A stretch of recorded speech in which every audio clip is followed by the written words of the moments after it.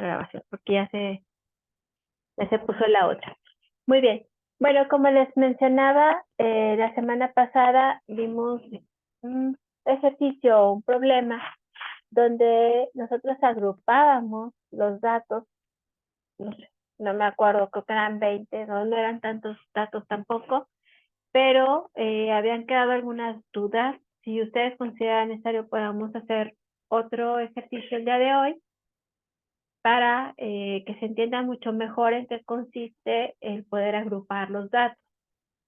Antes de que me contesten, sí me gustaría que quedara aquí en la sesión de, de que sigo teniendo situaciones en cuestión de tiempos.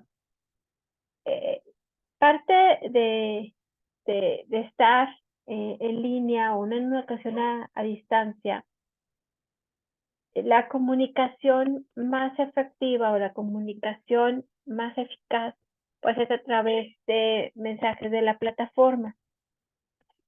Si se revisan actividades y esas actividades se deja una retroalimentación y he estado dejando la retroalimentación tanto en el lugar donde corresponde como en comentarios, pues creo que sí es importante que si bien no le dedican tanto tiempo a la retroalimentación, pues ver qué es lo qué es lo que puso.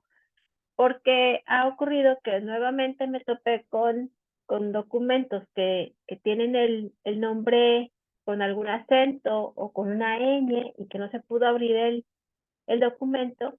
Estamos hablando que el avance, bueno, al menos la última tarea fue el avance de, del proyecto final, y ese avance se venció el 8 de abril. Hoy es el último día de abril. Estamos hablando de 22 días para poder yo apoyarlos. Es mucho tiempo. Pasamos 2, 3 días, pues los puedo apoyar. Pasan 10 días, los puedo apoyar.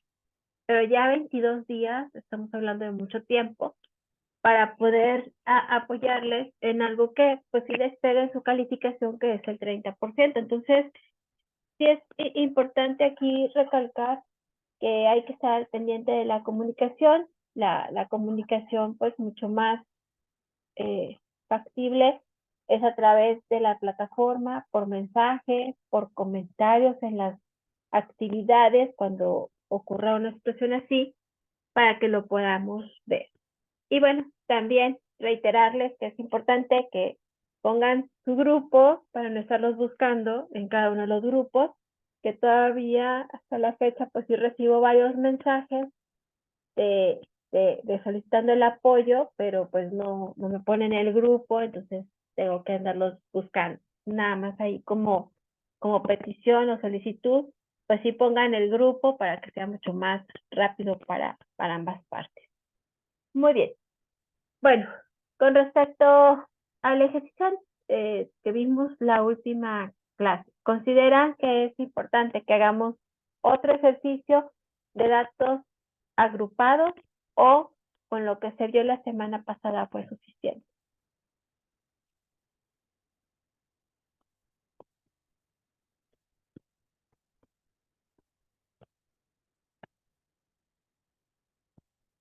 Pues sí, estaría bien así que hiciéramos uno, aunque fuera un poquito más sencillo y más, así como de repaso rápido. Yo creo que sí ya quedaría todo claro. No sé qué opinan los demás. Ok, Maestra, esto eso es para dar, algo, perdón, es algo de lo que se nos va a pedir para el trabajo final, no, hacer es un solamente, ejercicio así. no, lo van a utilizar en todo caso cuando estén en metodología, cuando ustedes ya apliquen trabajo de campo. Para el trabajo final no alcanzamos a utilizar herramientas de estadística, ni siquiera aunque sean de investigaciones cuantitativas. Cuando ustedes ya realizan el trabajo de campo y posteriormente su análisis de resultados.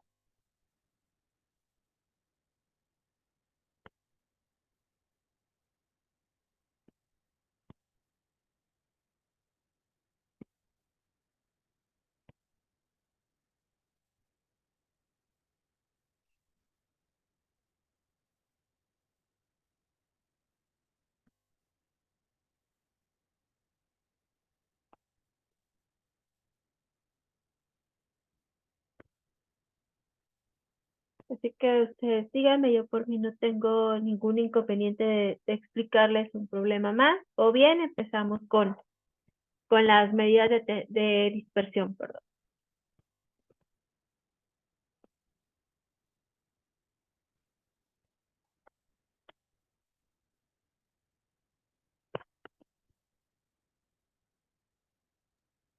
No sé los demás, pero yo prefiero empezar con el otro tema.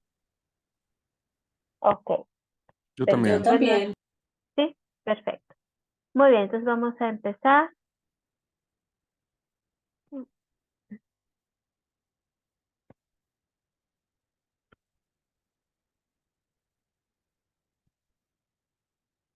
Vamos a ver, compacto.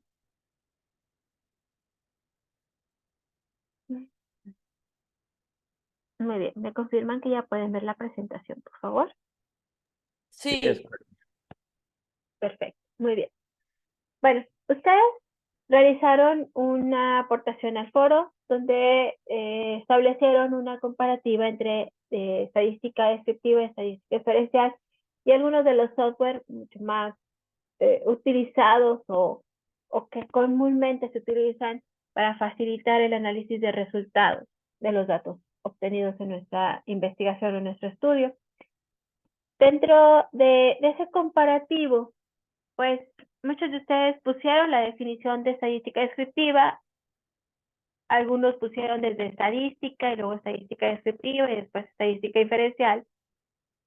Y bueno, pues en realidad, ¿qué es la estadística? La estadística aquí nada más como reforzar esas definiciones, es la rama de la matemática que cuenta con procedimientos para poder recoger, organizar y presentar información acerca de un problema o situación determinada y con métodos para establecer la validez de las conclusiones obtenidas a partir de la información recogida. Les había mencionado que se puede utilizar tanto en investigaciones cualitativas como cuantitativas. Obviamente que en las cualitativas, pues nosotros no expresamos no hacemos un análisis como tal, sino realizamos una interpretación de los datos o de los resultados obtenidos y ponemos la mayoría de la muestra o la mayoría de la población o la mitad de la población. No podemos poner, por ejemplo, el 50% de la población o el 50% de la muestra, sino que tenemos que hacer una interpretación y no tanto un análisis. Un análisis, pues ahí sí ponemos gráficas, de acuerdo a la gráfica, donde nos proporciona que el 58% de los encuestados son mujeres, y así ponemos, ¿no? Puros valores numéricos. Esta es la gran diferencia.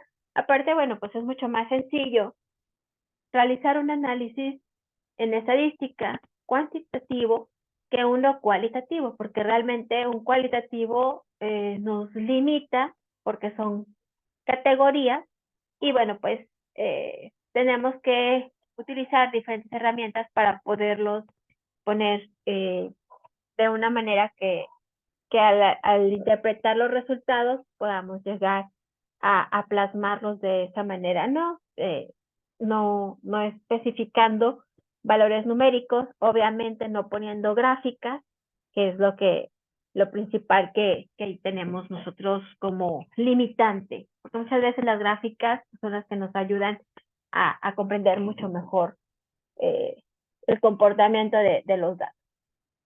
Las medidas de dispersión, bueno, cuando nosotros hacemos una recolección de datos, esos datos pueden ser,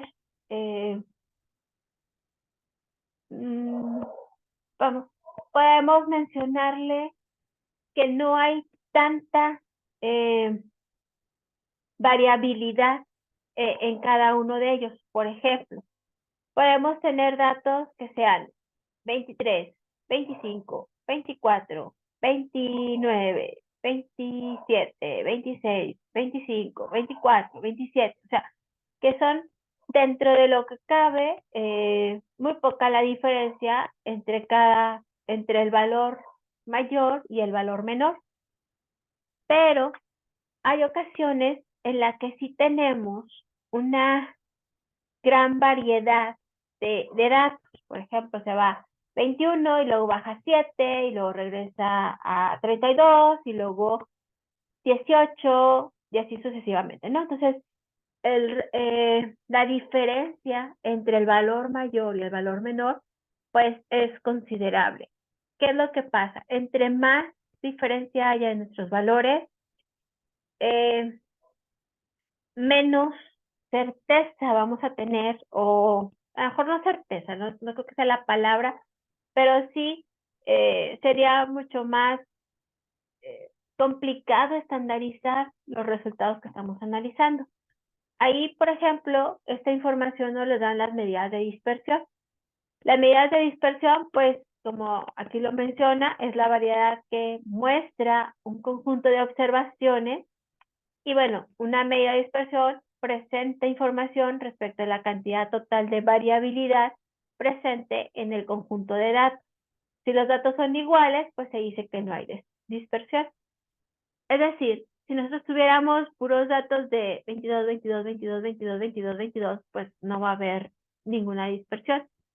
Si manejamos un 21, 22, 23, 22, 23, 22, 23, hay cierta variabilidad, pero de una u otra forma, si nosotros sacamos la media, pues esos puntos van a estar muy cercanos a la media.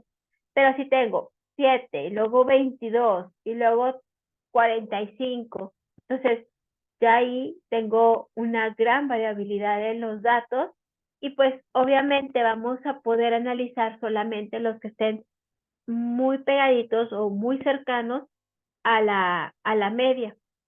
Los otros, pues, podemos considerarlos como datos, no que no sean relevantes, pero no están tan involucrados en el estudio como los datos que sí están, ¿no?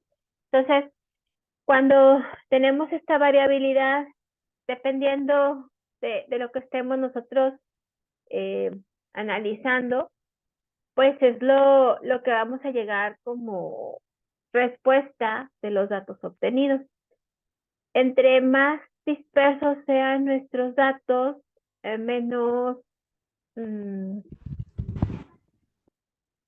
generalidad o menos es un porcentaje muy alto de que no podemos aseverar que está ocurriendo esto, ¿no? Porque están demasiado dispersos y puede ocurrir cualquiera de las posibilidades que estén en esos datos que se recolectaron. Y luego, bueno, ¿cuáles son las medidas de dispersión? Pues tenemos rango, varianza, desviación estándar y coeficiente de variación. El rango, pues es aquel en el que nosotros podemos determinarlo a través de la diferencia entre el valor máximo y el valor mínimo. Aquí, bueno, en estas medidas de dispersión hay una regla en la cual dice que nosotros debemos redondear el valor de la medida de variación conforme al resultado que obtenemos. Hay que agregarle un decimal.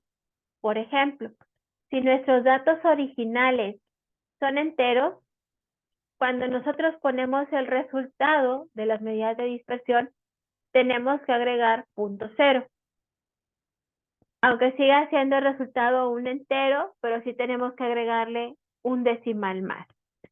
Si nuestros datos originales son entero y un decimal, suponiendo 28.5, yo tengo que ponerle un decimal más al resultado. Supongamos que el resultado me queda 21.7.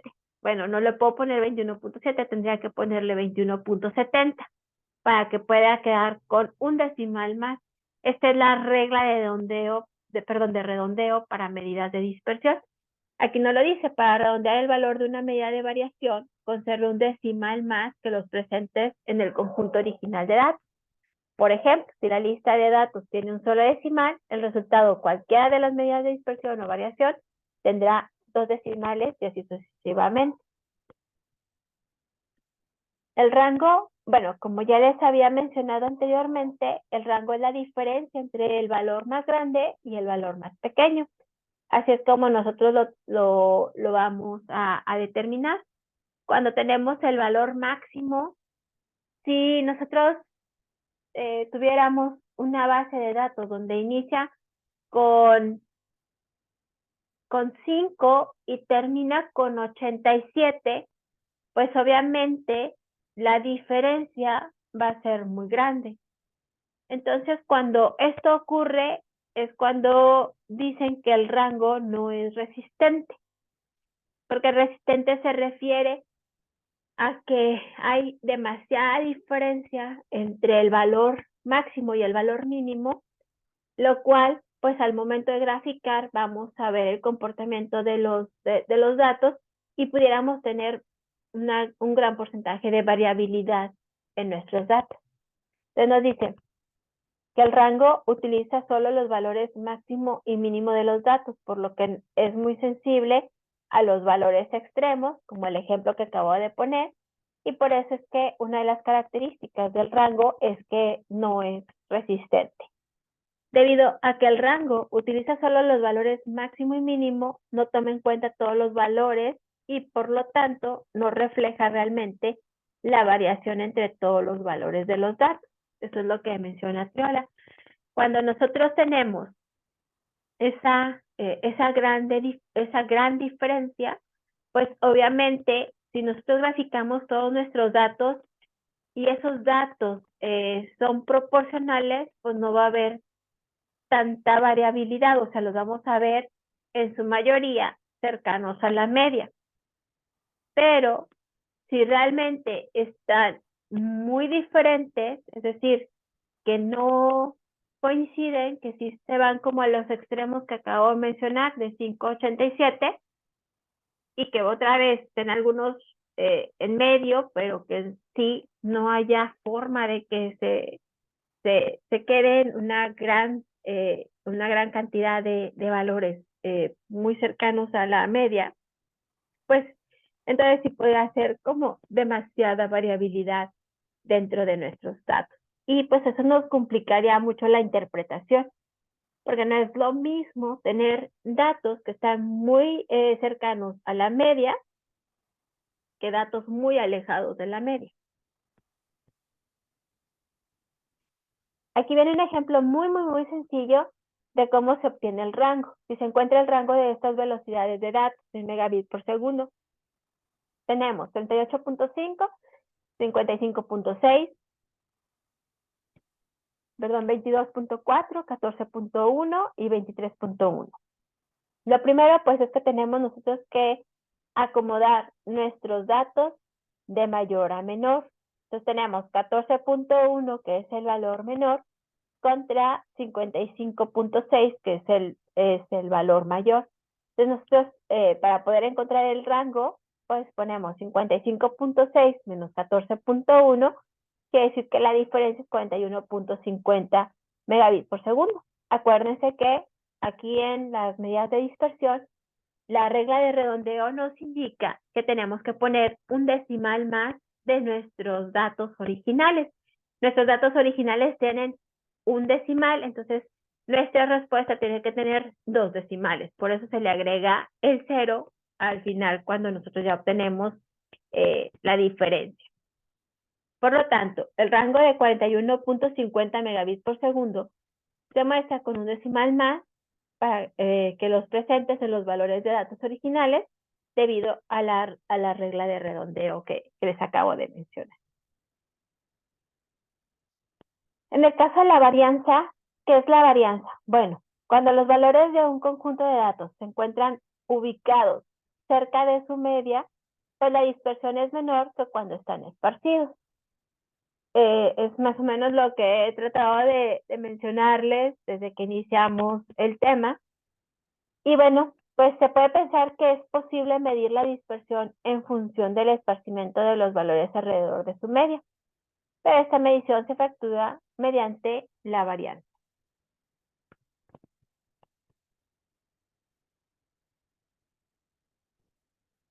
Y aquí pues traigo algo muy simple para que se pueda entender un poquito más. La varianza mide la dispersión de los datos respecto a la media, es decir, cuando los datos están compactos respecto a la media se tiene menos varianza, pero cuando los datos están más separados de la media se tiene mayor varianza. Y bueno, aquí tenemos una imagen con unos colores en los cuales si nosotros trazamos una línea donde nos está indicando la media, pues podemos ver que del lado izquierdo, viendo hacia la pantalla, los colores están muy próximos a la media, o sea, son muy pocos los que están muy distantes, la mayoría sí está muy, muy cerca de la media, y por eso ahí podemos decir que hay menor varianza en la longitud de los colores. O sea, no los tenemos tan dispersos, tan muy, muy pegaditos a la media. Si nos vamos a la imagen que está del lado derecho, viendo hacia la pantalla, pues podemos observar que la longitud de los colores es muy dispersa, es decir, muy diferente, y cuando trazamos la media, pues hay muy pocos que están cercanos a la media, y nos referimos a la punta. ¿Por qué? Porque realmente en su mayoría está considerando fuera de la punta como tal, y otros quedaron muy lejos de poder alcanzar la media. Entonces aquí es donde podemos nosotros visualizar que hay mayor varianza en la longitud de los colores. En este caso, la varianza se va a medir obteniendo la distancia que existe entre cada dato y la media del conjunto de los datos. Y aquí, pues, por ejemplo, tenemos que la media dice la distancia del tamaño del color respecto a la media, pues nada más para que se pueda interpretar las figuras anteriores. Creo que con estas imágenes haya quedado un poquito más claro de qué es la varianza y cómo nosotros podemos interpretar los datos con respecto a la media. Fórmula de la varianza, bueno, tenemos dos fórmulas, una que se utiliza para la varianza poblacional y una que se utiliza para la varianza muestral. ¿Qué diferencia hay?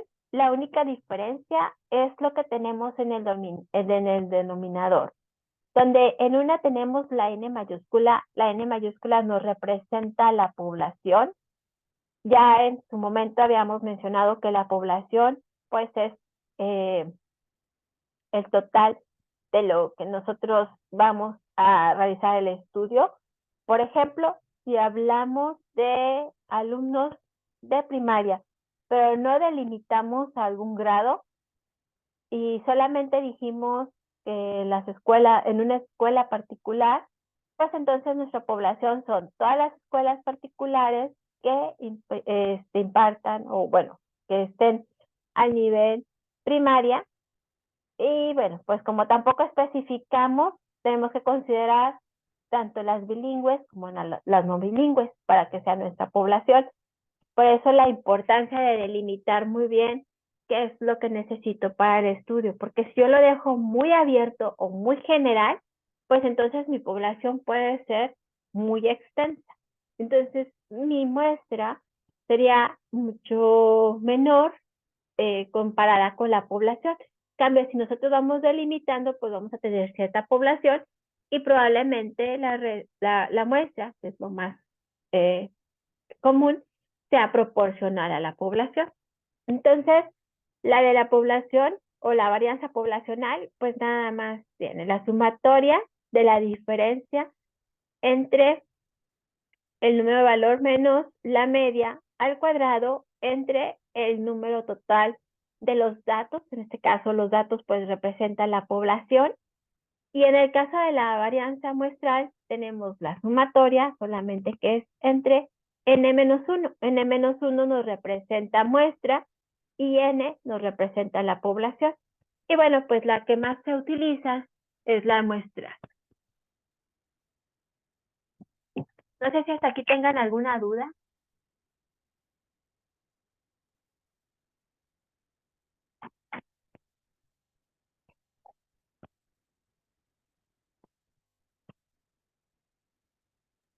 No, maestra. ¿Todo bien? Ok. Propiedades importantes de la varianza. Bueno, primero, pues las unidades de la varianza son los cuadrados de las unidades de los valores de datos originales. Si los valores de datos originales están en metros, la varianza tendrá unidades de metros cuadrados. Si están en segundo, pues obviamente sería segundos cuadrados. ¿Por qué viene esto? Bueno, si nos regresamos a la fórmula, nosotros tenemos una diferencia que se eleva al cuadrado. Como tenemos esa diferencia al cuadrado, obviamente de ahí nos salen las unidades al cuadrado. Claro que, por ejemplo, si estamos analizando, no sé, los tiempos, pues vamos a obtener segundos o minutos o inclusive horas al cuadrado. Claro que lo que normalmente estamos acostumbrados son segundos cuadrados. Pero si estamos manejando el valor tal como nos lo dan, en el tiempo que nos lo dan, en minutos, en horas o en segundos, pues nosotros lo podemos dejar al cuadrado, porque al fin y al cabo vamos a representar el resultado con respecto a la medida que nos dieron. Claro que podemos hacer la conversión, sí podemos hacer las conversiones, pero no siempre nos beneficia porque lo único que vamos a hacer es representar el resultado en una unidad menor o en una unidad mayor. Entonces, no siempre es así como requisito que se tenga que hacer las conversiones. Sin embargo, pues como ya estamos acostumbrados a que sean metros, estamos acostumbrados a que sea segundos o segundos cuadrados, pues es como que lo que atraemos y sentimos que así lo estamos haciendo bien, o sea, nos da mucho más confianza. No hay problema, lo puedes hacer con la conversión sin ningún problema. El valor de la varianza puede aumentar dramáticamente con la inclusión de valores atípicos. ¿A qué se refiere los valores atípicos? De que podemos tener una estabilidad de los datos, es decir, podemos tener 22, 23, 25, 24, 23, 22, 20, y de repente sale un 150. Ese es un valor atípico. O sea, si sale 50, no lo podemos considerar tan atípico a pesar de que está en veintitantos, pero ya 150 o 100, pues sí ya lo podemos considerar atípico, sobre todo si es un solo valor. ¿Y qué es lo que va a pasar? Que ese valor te va a hacer que la varianza se eleve, porque pues va a ser mucho más dispersa, a pesar de que todos los demás sí están muy pegados a la media. Con ese valor se va a elevar la varianza o la variabilidad de los datos. Y bueno, pues eso que va a generar, pues que en realidad ya no sea tan resistente nuestro análisis o nuestra interpretación. Por eso dice que la varianza no es resistente, igual que el rango. Por ese único valor atípico te cambia completamente la forma de análisis. Y dices, bueno, pues no lo considero, pero es que es parte de tu estudio, porque ese dato tú lo obtuviste al momento de hacer tu trabajo de campo o hayas aplicado instrumentos para recolección de datos. O sea, no es un valor que pueda quitar nada más para que me dé estabilidad. Algo me está diciendo ese valor atípico. Y bueno, pues obviamente ya al interpretar, pues tendríamos que revisar otras cosas, pero no lo puedo quitar como tal. Lo puedo justificar, pero no lo puedo quitar. Y bueno, el valor de la varianza nunca es negativo. ¿Por qué? Bueno, porque en matemáticas, cuando nosotros elevamos al cuadrado, pues todos nuestros valores se quedan positivos. Entonces, por eso nunca podemos tener una varianza con signo negativo. Aquí le voy a dejar porque ya está por sacarme Zoom. Y bueno, ahorita nos volvemos a conectar.